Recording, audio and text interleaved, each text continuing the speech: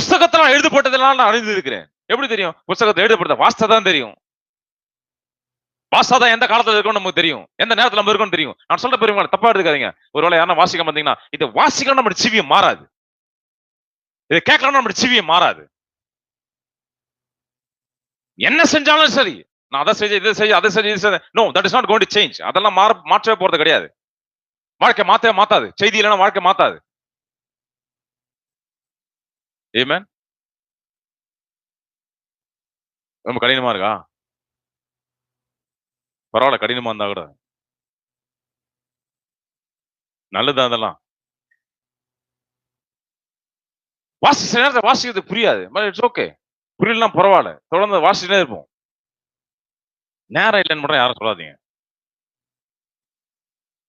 அப்படி யாரும் சொல்றீங்களா நேரம் இல்லைன்னு?